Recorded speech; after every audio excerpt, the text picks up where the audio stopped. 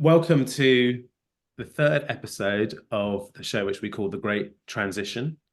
What do we mean by this great transition? What are we banging on about? It's really the idea that the post-fossil carbon world, the world we're desiring to create, one which is sustainable and regenerative and clean and green, is already here. It's not visible to everybody yet.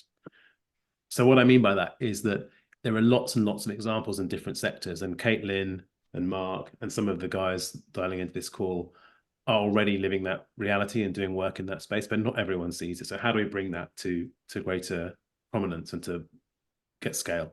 And that's really what we're doing. So the great transition, we think, is this enormous change that's happening. It's as big as the Industrial Revolution, maybe bigger. It's kind of, I think, going to be as fundamental in changing the way that we think about the world and how we see the world and how we act as the Enlightenment, which maybe it sounds overblown to you, but it feels like the nature of change required for how we live our lives is of that kind of scale. And we're really interested to speak to people who are dealing with it in some way, working on it in some way, to understand how they've managed it, what they're succeeding at doing, what they're finding hard, what lessons they're learning, so that we can all learn from that and maybe apply a bit of it in our lives. And that's the principle. Hopefully you know me from endless LinkedIn posts. And my name is Leo Raymond. I'm the founder and the CEO of a company called Eden Lab, which is designed to help companies create and capture and really enable demand for clean and green products and services. I'm a marketer by background, and it's hard really to undo all that learning, but if you can shape aspiration, then you can probably reshape aspiration and behavior too. And so that's the premise behind what Eden Lab is doing. That's me. I'm glad to have some of you on the call, and hopefully you'll be able to jump in with questions as we go later on. Maybe I should introduce my now regular co-host first of all, Mark Bjornsgaard. Mark, why don't you say a few words about yourself for those that are tuning in?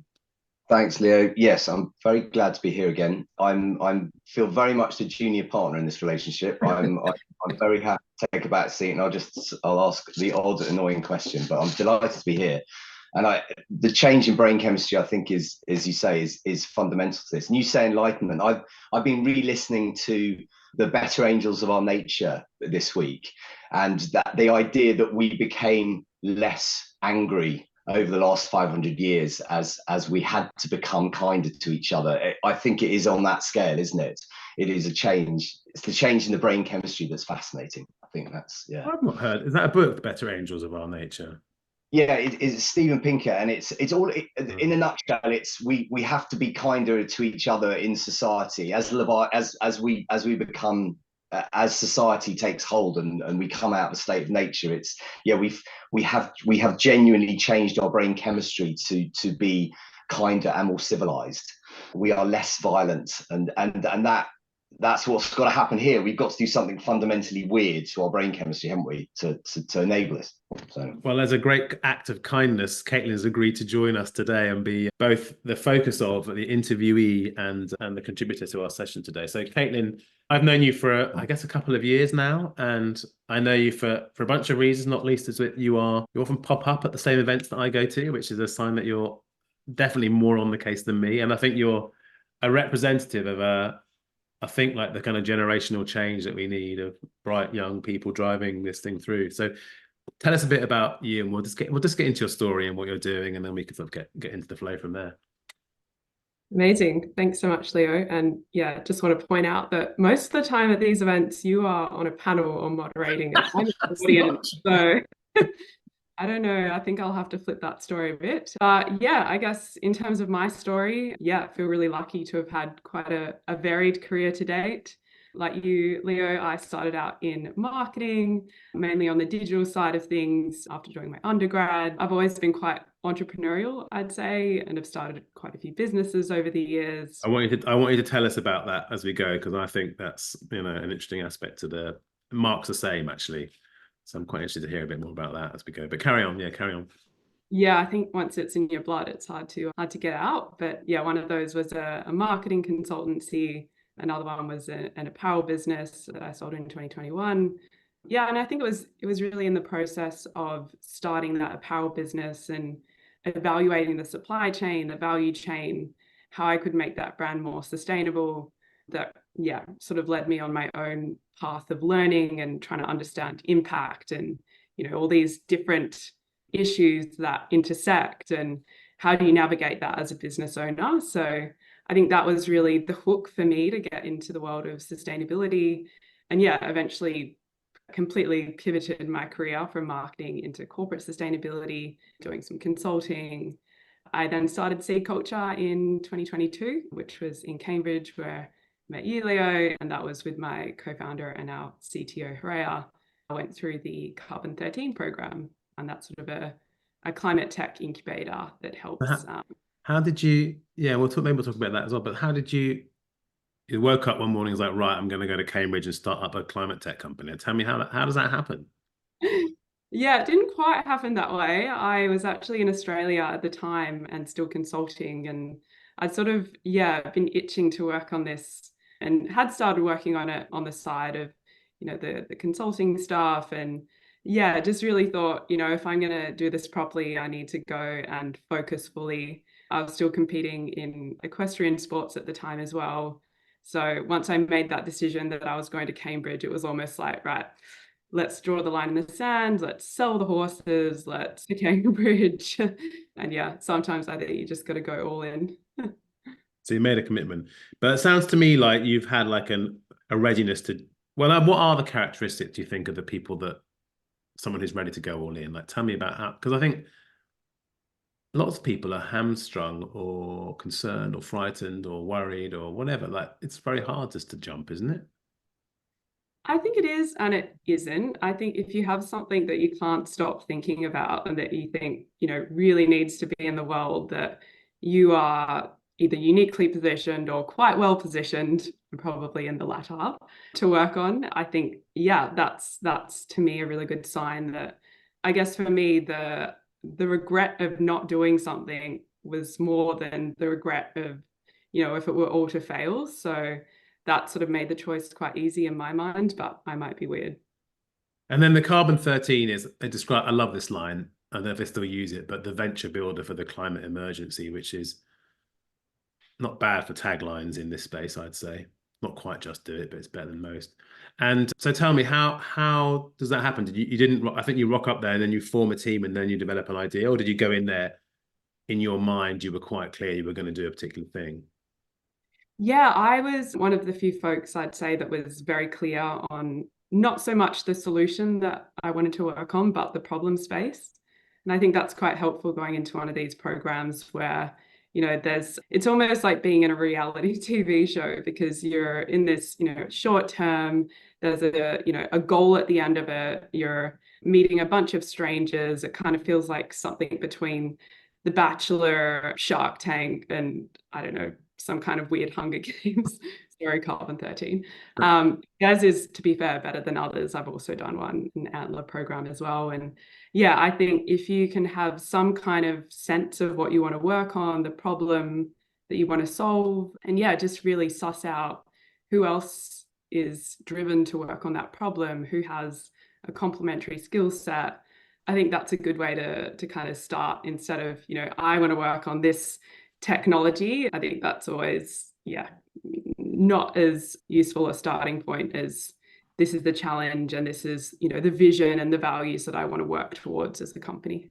What was that problem space? Because as you say, it's always, my view, being anchored on any solution is kind of bad. Yeah, it usually ends badly. So what was the problem space? Was it hacking? Was it the corporate, the ability for somebody to maybe do something different in their corporate life? I'd say that was probably a level down from where I really started. It was, at the very highest level, I guess, coming at it from a marketing perspective. It was, how do we really engage more of the population to, want to be part of solutions, to feel like they can be part of this movement. So that was the absolute top level problem. Then the next layer down was, okay, well, I've worked in, the business world, and I've experienced the problem as an employee. I've also experienced it as a sustainability consultant, working with companies trying to embed this across their, their operations and into their culture. So how can we solve both those problems at the same time and really reach people through their work. I think that's such a powerful way to get that engagement while also, generating business outcomes and impact. And yeah, I think that was sort of the next level down. And I think I could have gone, any other way with it as well. I think still that tip of the pyramid is what I really care about. And I think that's reflected in, wrote a very short book recently that was more on, I guess, the mindset of climate and how you reach people, depending on their identity, what they already care about, how you translate those values into behaviors and into attitudes that then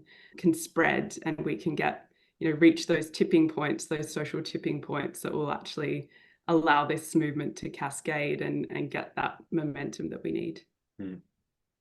I thought Mark would go for the problem chat. That's definitely right up Mark's street. I love that. I love that sense of it. Although it's not like two layers of problem, Katelyn, in your world, it's kind of problem squared, because not only do you have to engage the public, who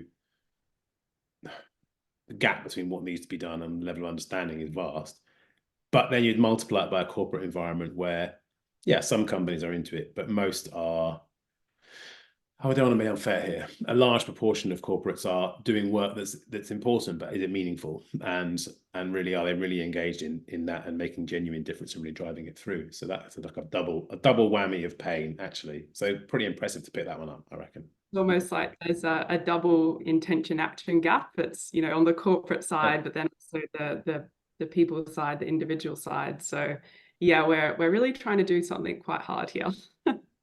But then, and this is the whole point of this story, isn't it? It's about speaking to people who are making a push and driving a change and doing something different. And there's quite a lot. Funny, when I posted that we were interviewing you or talking to you today, loads of other people jumped on the commentary on the post and were like jumping in with their offers, which I thought was hilarious. It's like really quite nice, actually. But this works really well. Try this, which I think is, we're building a community of interest and pioneers should be sharing. But tell me a little bit about how you and Horeca decided, there's got to be an angle here, because I guess there are quite a lot of climate ed type things going on already, right? So how do you get to a point of but this angle isn't being dealt with, or that there's a value to be brought to the game, to the space that isn't being done yet?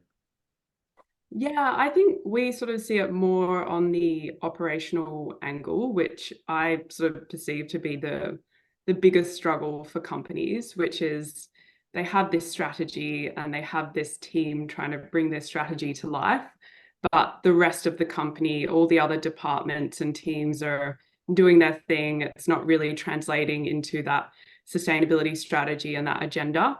So we see education and awareness as one of the many levers that you need to pull in order to get everyone swimming in the same direction, in order to build that culture and to truly embed sustainability across that organization. So I think the way we think about it and the way we've built our platform and approach this is more, that's one set of the challenge, is getting people to a baseline of understanding and awareness of what sustainability means, for their company, for their industry, for the world, for themselves.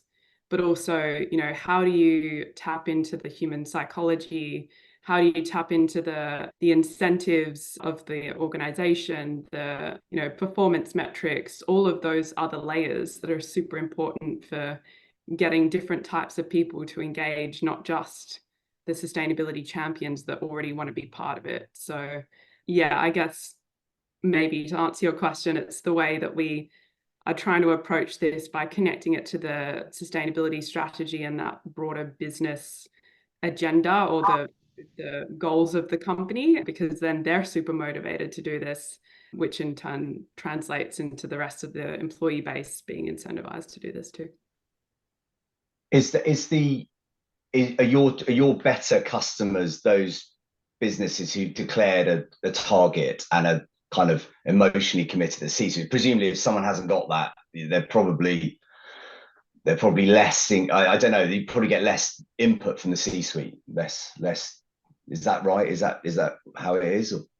Yeah, it's definitely more powerful as a proposition if the company has a clear buy-in for sustainability and that's linked to their corporate strategy. It's not just something that they're doing as a tick box over there. Yeah.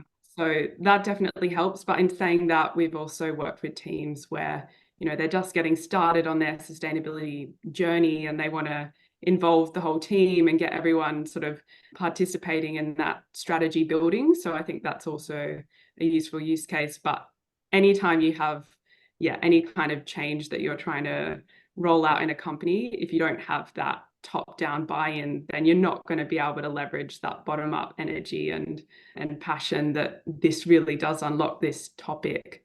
So it has to be happening in conjunction, is what we've seen. Yeah, I think that makes sense. It's quite interesting because you get a lot of sense that I'm going to a conference tomorrow, for example, that's the kind of climate day conference effectively for a company. There's a lot of sense people do want to do something but aren't quite sure where to start. And if they haven't got kind of easy buckets to put activity and energy into that are provided by management or whatever, then it gets a bit messy and kind of stilted, I think. Is that the right word? Stunted. I remember years ago I worked in a company where we went on a big sort of bottom-up change program where everyone was consulted in what they wanted to do. And one of the big things was want people to be present in meetings to make them shorter. Sounds good. So the staff have decided that we're all going to put our phones on airplane mode in meetings, which is pretty cool. There was a little sort of sticker stuck on every table. And then no one in the senior management bothered to do it. At which point the whole thing completely imploded and it never actually worked. So I've sort of seen a first-hand version of what you're saying. But how does that happen? So SeedCulture, but it's really like using a technology platform and some smart behavioral tricks to kind of drive these things through. Tell us a bit more about the cleverness in that approach that you guys have taken so far and what seems to work. Yeah, so we're really trying to bring together the best of, I guess, behavioral science strategies and principles, looking at things like gamification, applied tastefully, matched. I want to hear about that. If you want, we can go into that.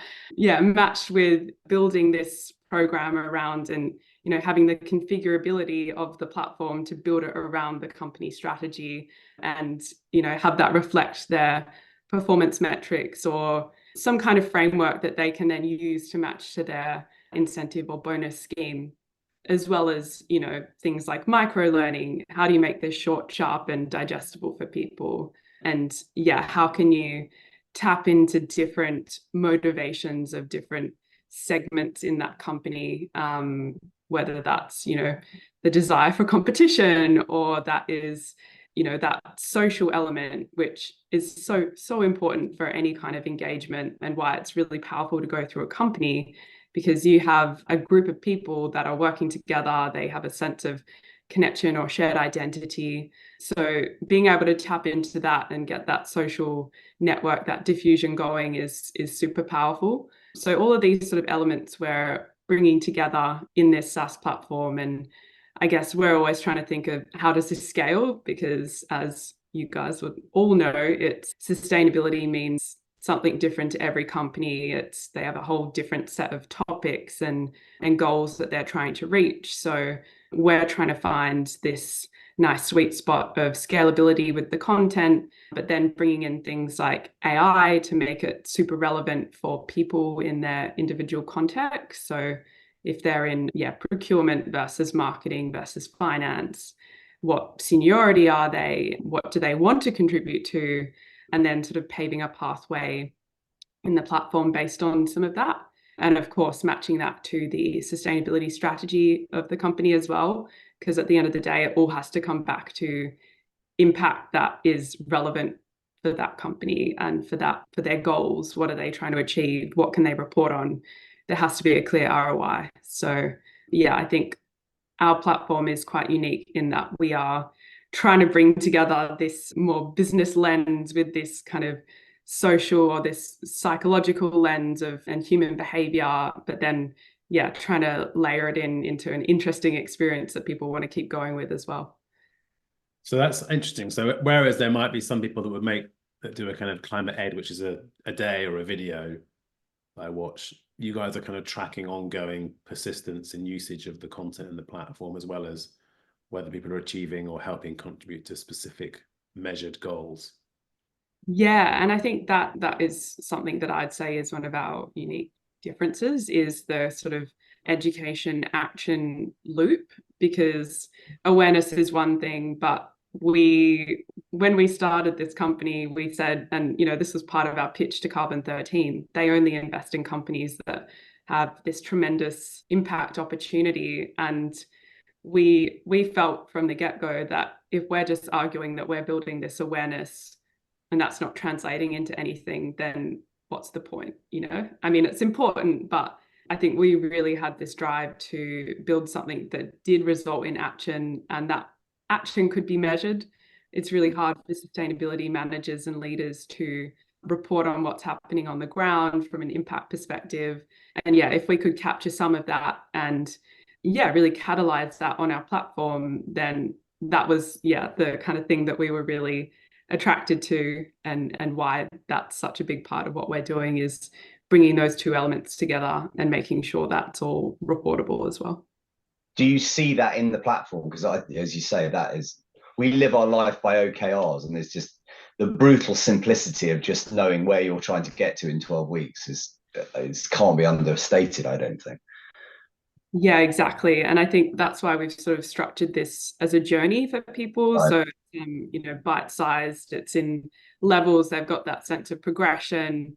But then there's also that kind of, here are our goals as a company and here are your goals. And really just trying to make that more tangible for people, which I think more broadly in the sustainability space is a challenge that we all face, which is this is such an abstract kind of thing. It's happening, there's a perception that this is happening to someone else, or, a different generation, or a different country, people in different countries. But it's sort of like, how do you make it real in the here and now for different groups of people? And by making it real, you make it relevant and personal, and that's where you start to get the engagement. So that's, I guess, the part of the thinking behind that as well. Can you give an example of like either a story from a company you've worked with? You don't have to mention their name, or it could be like an excerpt of an example of making something real, relevant, and personal. But I think that makes it more specific, just to give us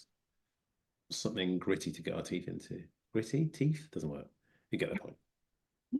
Yeah, I think as an example, we have quite a bit of content on sustainable finance, which is obviously a very important topic in the broader transition and applies to a bunch of different industries and sectors. But there's a couple of financial services firms that when they're using our platform, they'll say, look, we obviously being an insurer or whatever they are, we want our people to go through this content. But then, it's sort of at the moment, it's a bit of a choose your own adventure as well. So trying to have a bit of that choice element, I guess, as we layer in more of this AI, that will become even clearer for the person, still trying to have a little bit of that choice, because I think that's quite powerful. But in terms of making it relevant, when they're onboarded, they go through a kind of baseline assessment, which looks at, what do they care about from a sustainability perspective? What are they interested in participating in their company? What do they already know about it? What are some of the impacts that they are having in their everyday lives? So a kind of short carbon footprint calculator, all of this designed to kind of capture that awareness of that, or that understanding of the employee context. Where are they starting from? How do they want to be involved? And then curating that journey off the back of that. So I think for this, particularly for this financial services firm, it was about kind of capturing that, feeding that back to the sustainability leader, and then they sort of design part of their program around that. A lot of our people want to be involved in this particular initiative, so let's kind of capture ideas around that. Or there's more of an awareness of what sustainable finance actually means, and here's how we're going to build our strategy around that as a company. So that's a pretty basic example, but I think, any little way you can make this more relevant for people in a company context, it's just so much more powerful immediately. And I bet insurance companies love a bit of appropriate gamification, but can you talk to me a little bit about that? Because one of the things I've observed about the sustainability, can you call it an industry? I'm not sure. The discipline, the fun, whatever, is like, it does joyless freaking well. And I know it's because we're dealing with a pretty big problem, but it's quite hard to run towards a joyless future. Tell me a bit about gamification, your thoughts around that, anything that's I think we could all learn from applying a bit more of that in the stuff that we're doing. Yeah, I think, and sort of to circle back to when I said tasteful gamification, I think sort of referring to the fact that there's a bit of a balance that you need to find of, applying some of these principles. And I guess the reason that we use gamification is because you can tap into some of this inherent motivation, that desire to feel a sense of progression and to see your achievements add up and to kind of have that social comparison. So we try to look at it more through the lens of what's the psychology behind this, as opposed to, hey, here's a leaderboard, here are some points, here are some badges, because I think you can take these things too far and it starts to feel a bit tacky. So yeah, we're trying to really find that balance of, make this a little bit interesting and novel for people. They feel that sense of achievement, but it's not like, and I think sustainability is a hard one as well, because if you make it too much game, it doesn't quite sit right, I don't think. So yeah, I think there's definitely a line, and we feel like we're always sort of trying to work out where that line is. So no, we'll not be doing gamification of child labour in a lithium mine. I'd be quite interested to see what a distasteful game. I'm actually in, to be honest. Yeah, it's like, how bad could it be? Like, just like Jimmy Carr, the gamification. Yeah. I don't want to call any companies out in particular, but I must say the Duolingo owl is, I don't know if anyone has the app, but when you Oh my God, don't say anything about that. My daughter's on day 754. Is that bad? Is the Duolingo owl bad? No, sorry, I just Okay. on that the sort of main image of the app on your phone, if you don't use the app, the owl starts to get really like angry and judgmental. Really? Yeah, brilliant. It starts to melt. Yeah, I can show you a photo. Mine at Brilliant. the moment is like, it's just totally melted, and I feel the shame from the shame of not using it. Dying Tamagotchi. I love it. Okay, that's really good. I think I sort of feel like there's definite room for some quite significant kind of disruption in the way people inside organizations are being brought into this space. But it's the one thing I do think, which I've seen quite a lot of just this year, is the number of verticals, of industry bodies, of companies, of organizations that are holding days and running programs. And like, it's very easy to get very despondent about oil majors not changing their behaviors and governments allowing new drilling licenses, and you can list as long as your arm of things going wrong. But like the volume of self-driven voluntary scale of this stuff and the number of people going through programs and being spat out the other end, from like Cambridge, for example, but others as well, is significant, isn't it? Do you feel like this is to you as well, Mark, I don't know how much you see this, but like, is there a kind of growing movement, or is it just me that's seeing that, that's imagining that?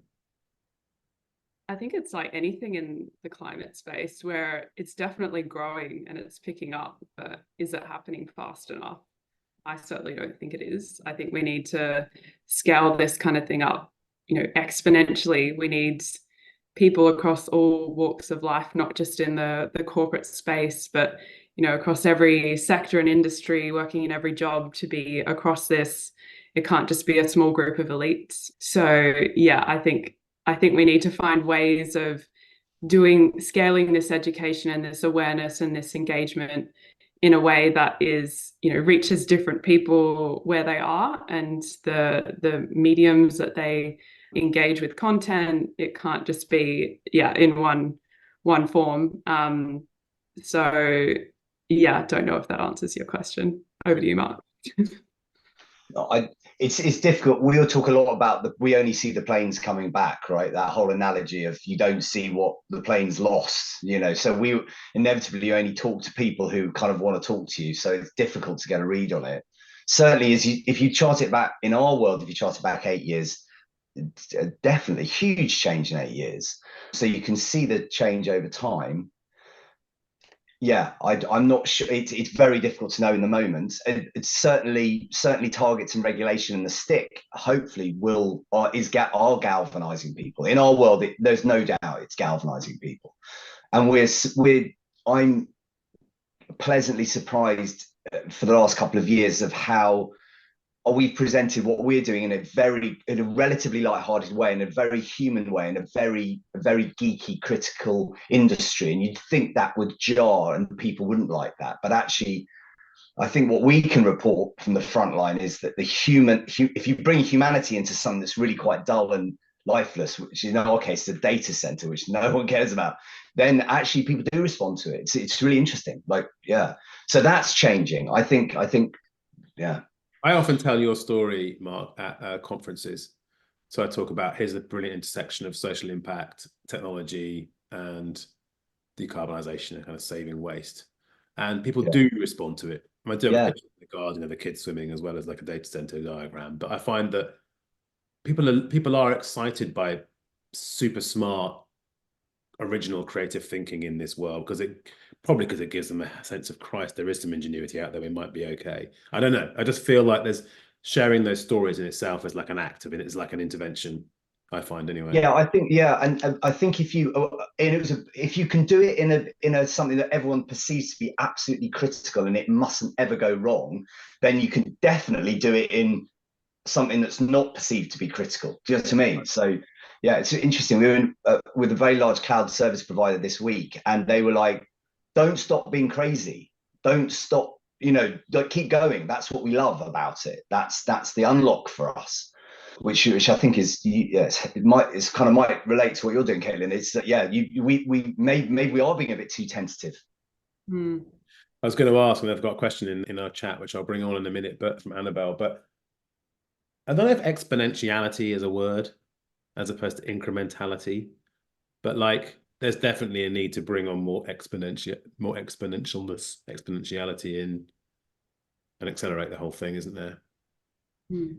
So that Yeah, I think we have to trust the curve, though. You've got to get on the first bit of the exponential curve to trust that the next bit's going to come. We've talked about this before, haven't we, Leo? And I think that's, yeah, great things happen in the last of any time frame in an exponential curve. The amazing thing happens right at the end, doesn't it? It's like we have to sort of trust that it's going to be there. That's interesting. Yeah. Yeah, I think to add to that, I always bang on about social tipping points, which is something we try to reach with our platform within the microcosm of a company. And there are a bunch of studies to show that, to reach that critical threshold or that critical mass of engagement that then shapes the behavior of the whole group, you have to reach 20 to 25%. And I really think that we are close to that tipping point as a society of people being concerned. We're already at that tipping point in terms of people are, globally, there's so much research to show that most people are alarmed or concerned. So we've got that. But once we can sort of translate that into action and into ways to empower people that they can feel like they're making a difference in their everyday actions, whatever those are, whether that's, a simple behavior or more of a kind of systems behavior, as you might call it, in the way of how they vote or how they influence those in their own network. I think, yeah, if we can find that tipping point and get close to that, I think that's where things will start to change really rapidly. And that's, I think, what we should all be aiming for.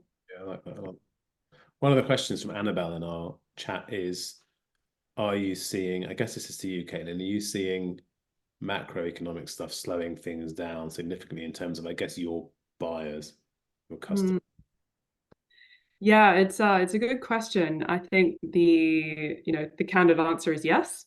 I think it's unfortunate that in today's world, sustainability and sort of these more feel-good things or perceived to be feel-good pursuits in a company will be the first to go when they're in a cost reduction mode.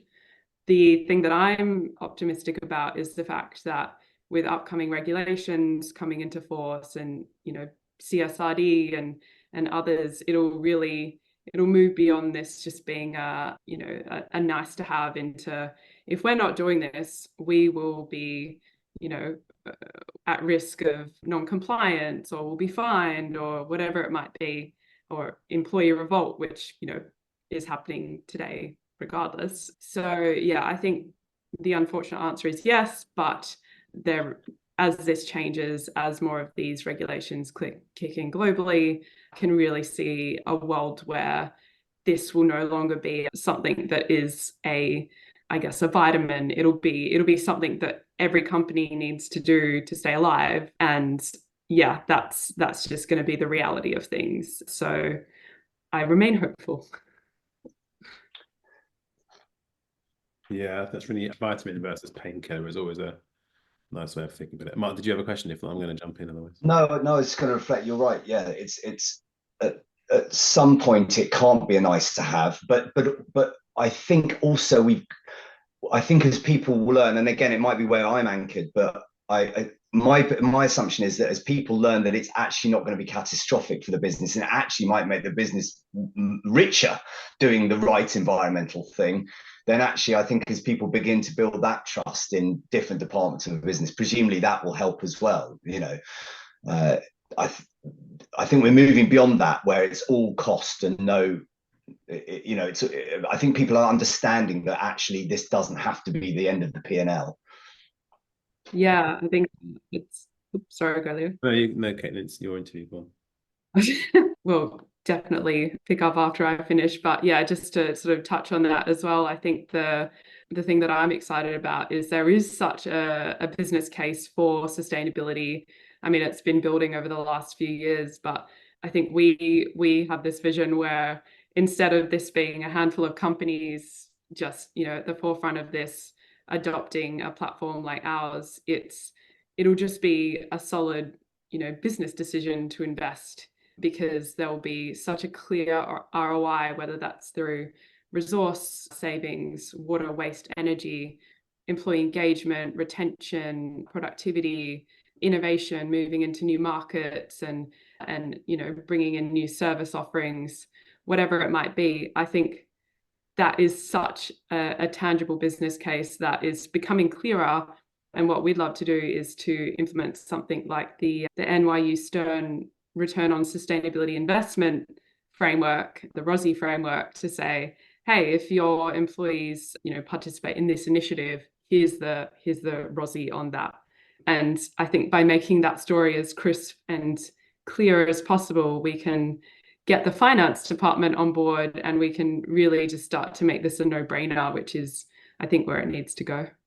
Well, that's good. What exciting! I'll have a look at that. I haven't seen that paper, so and they do produce quite some interesting stuff out of there. Do you see other examples outside of your field of like things that excite you about this transition? Either examples of things going on or like hopeful signs, or what gets you like jazzed about it rather than freaking out and head in hands and getting upset? Yeah, I think it's sort of the storytelling and the narrative around it and around solutions. I think, yeah, I've said this quote so many times, I'm annoying myself now, but the quote, action is the antidote to despair. And I think, when we've got action and solutions and showing people what could be, and that this is actually going to be a great thing for society writ large beyond just the, environment, I think that's what excites me, and starting to get different voices around the table, not just the voices that have been screaming at this from the start. And, hats off to them. Those people are the best. But, the people, the everyday person, the factory worker, the whoever it is that wouldn't inherently buy into this movement, but seeing a way for them to be involved and to kind of participate, and seeing how that intersects with their identity.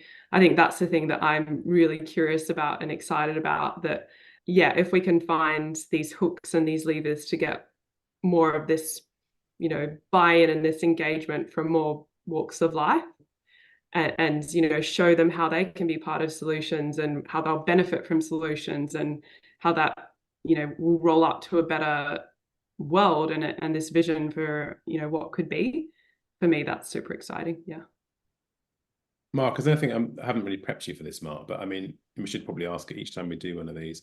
Have you seen anything recently that you think is like, yeah, that's nice, man, that's, apart from the way you're doing, but that's a good example or an exciting glimmer of light in this transition we're going through? I think the more certainly the more in my journey, I bump into more and more people doing more and more interesting things. So I think you can derive some hope from the fact that, as you say, Katelyn, there are enough people on the journey now. Yeah, I mean, perhaps not. Can't bring anything to mind since we spoke kind of formally, but my sense is that even at the top, at the highest level of organisations, there is a change. There is that everything that's gone on in the last 30 years is starting to impact. So I think it may be, we're quite a visible example, but actually it might be the changes in brain chemistry are coming through. We can feel it and see it. Yeah. But time is of the essence. That's as we've always talked about. The one thing I saw recently, well, actually just today, was the Microsoft targets. Microsoft came out, have published their carbon targets, and I was struck by, we can have a go at, as you say, we can have a go at those sorts of large corporations, but the reality is that the trend is coming down, and that's quite hopeful. Seeing a graph going in the other direction is in itself great. And I think, kudos to them, kudos to Microsoft saying, we've got this target, we might be bumping around it a bit, but actually the trend is in the right direction. They're pretty close to hitting their 2030 target. That's really good. Yeah. Lots of firms not pulling that off at the moment, but it's good to have corporate icons that can.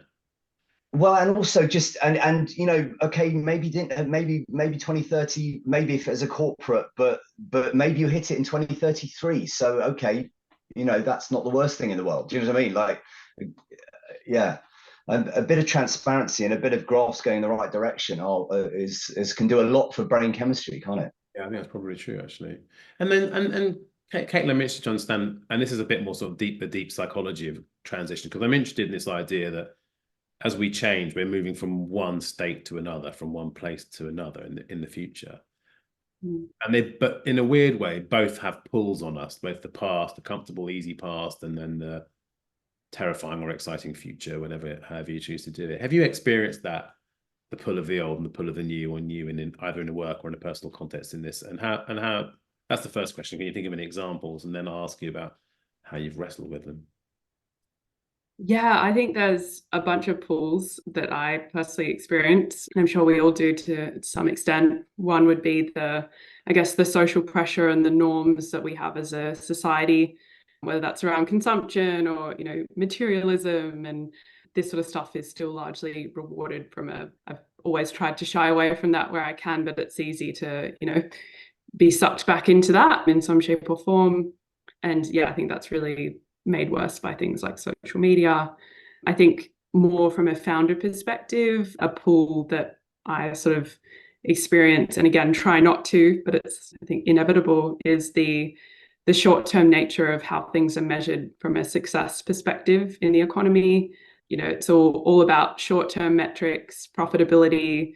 Obviously, we're a private company, so we don't have to report to, public shareholders, but it's still, you feel that pressure of, we need to get here by this point in time in order to stay alive as a company or to thrive as a company. So it's sort of this cognitive dissonance of, we have this opportunity to drive impact through what we do, but at the same time, we, in some shape or form, are, contributing to the problem, or we're playing the game of capitalism, which feels like it is a big part of the problem. So yeah, I think there's a bunch of pulls there, and it can sort of lead you down the wrong path where you start to forget why you started the company in the first place. But I think, for us, we started with such a clear reason and vision that, yeah, those days are few and far between. But yeah, there's definitely that pull of, hey, if we do just change this, then we could get this investment or we could get this customer. And it's like, you just have to be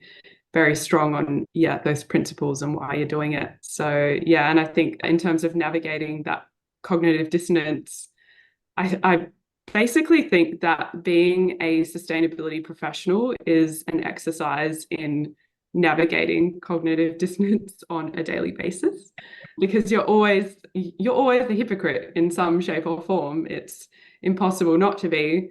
you can have the best of intentions and, you know, have all these efforts to live sustainably, but ultimately anyone living in modern society is entangled in some shape or form in these behaviors or these systems that contribute to the problem somehow. So I think for me, like navigating that cognitive dissonance and being able to hold these two things in my head at the same time and not have it throw me off the bandwagon. Yeah, I think that's something that I've learned is important, because you're never going to be perfect. And I don't think that's what we should be striving for. I think we need to try and keep that big picture in mind, and the systemic impact of our actions more so than the individual sort of micro behaviors. So yeah, not sure if that answers your question. No, it does. It's really is a better answer. I haven't asked it properly yet till this conversation, and they've given a brilliant answer to it. So thank you. Yeah.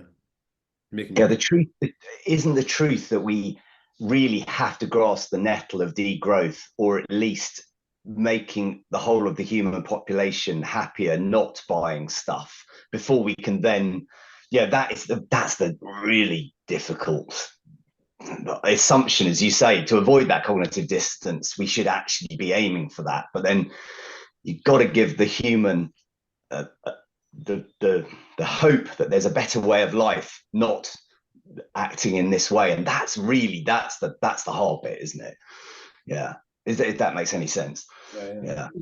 So I think that mindset piece is just absolutely critical, that, you know, the mindset of both how you live your every day, but also, how you imagine that future and how you see yourself in that future and how you see yourself being part of solutions. I think that's what we need to be able to reach and pull these puzzle pieces together for people. And that's going to be different for every person, which is why it's so hard. But I think that's such an exciting challenge as well, and a motivating challenge, because that's where we really reach this level of momentum that will allow us to, and that will enable all the other solutions, whether it's the tech solutions or the other innovations or the regulatory changes, policy changes.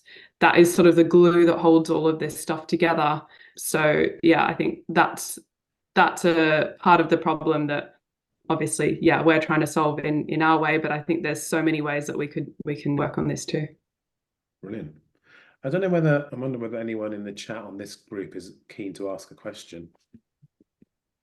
Is anybody up? Does anybody want to ask a question towards Katelyn, or float an observation on what they've heard today? I mean, we're sort of relaxed about that.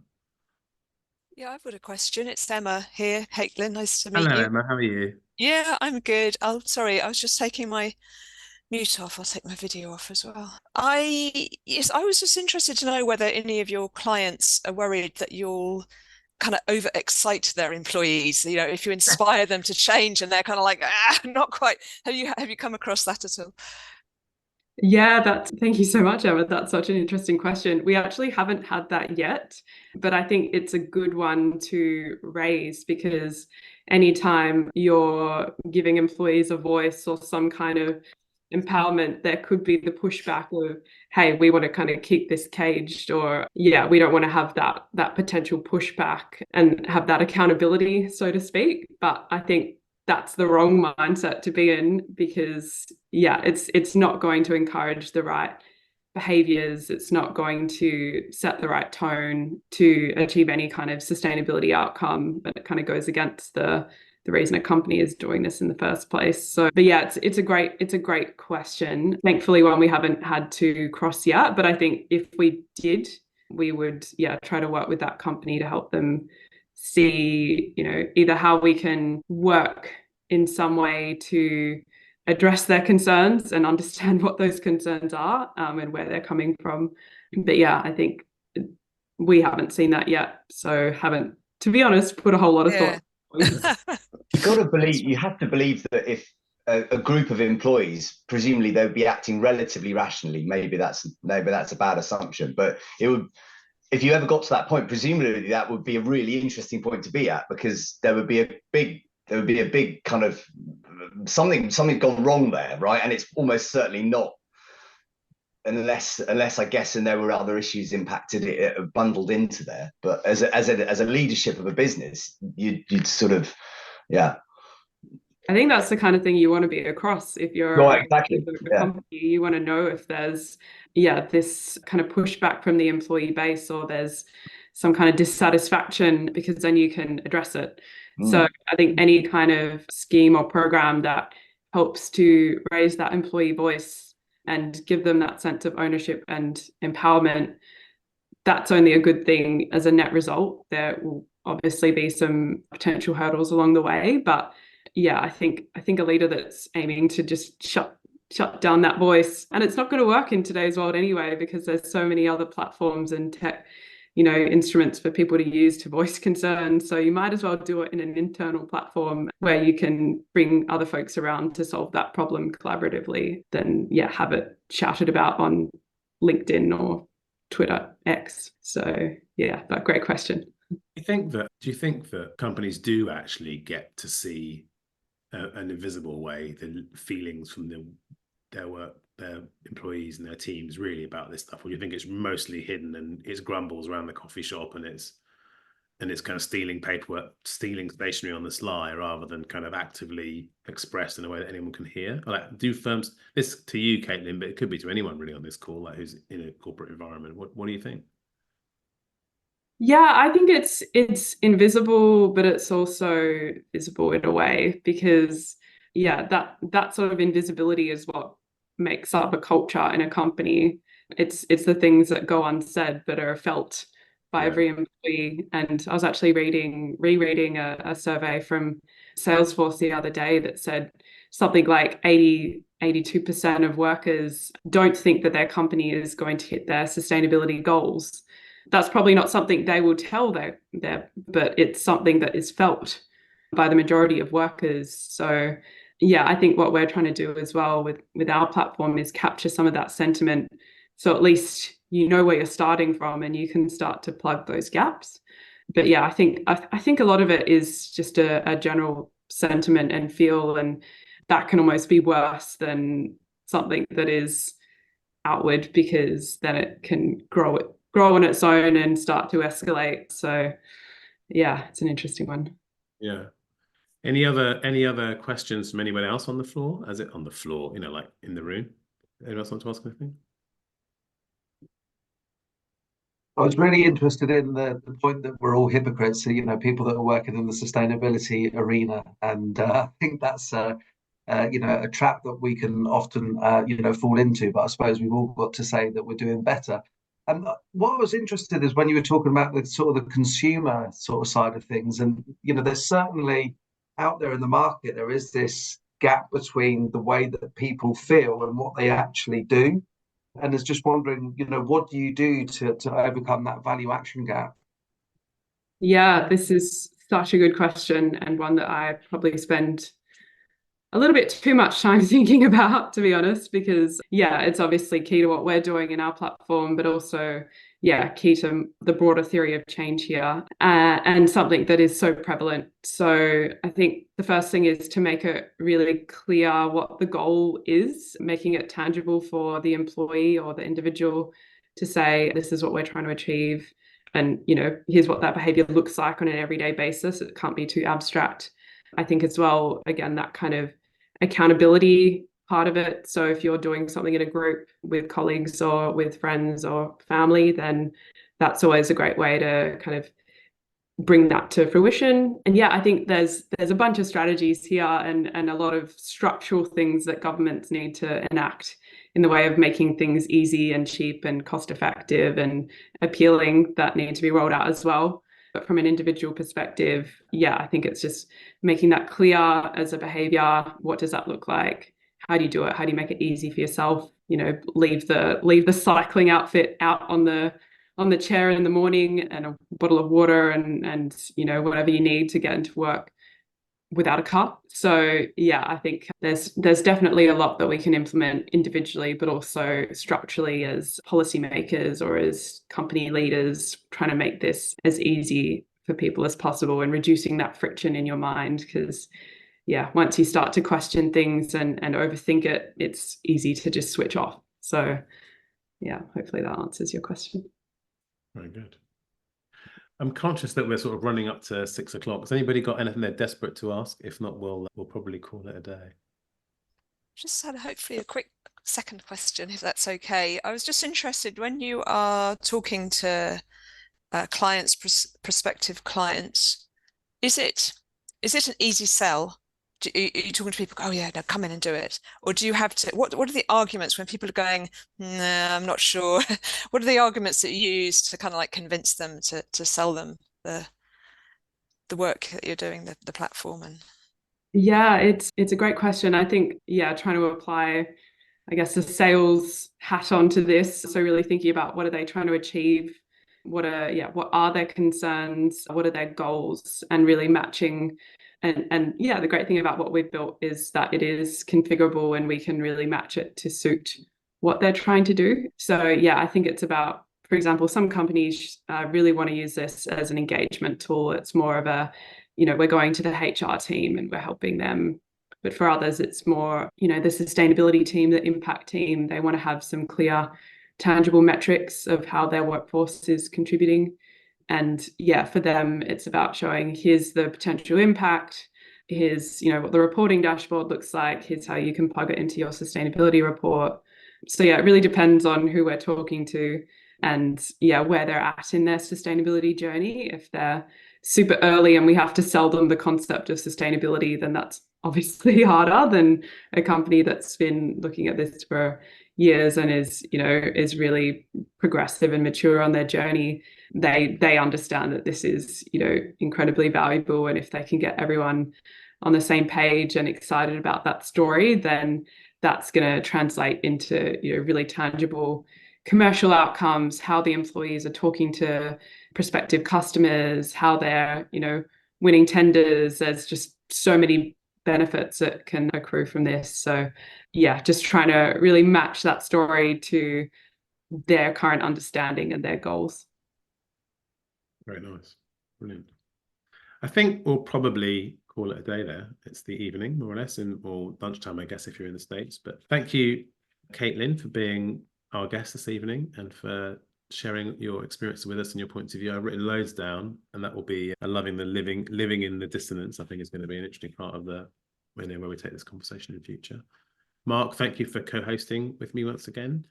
And to everyone who joined this particular call, this select group that's on the Zoom, and to anyone who was watching it on LinkedIn Live, thank you for being part of it. And yeah, we'll see you again soon. There's another one coming in about a week's time with a designer called Stefan Itterborn from Sweden, who's done some amazing work with electric motorbikes. So let's see what that's like. Thanks very much. Thanks, Leo. Really appreciate it. Thank you, guys. Thank you.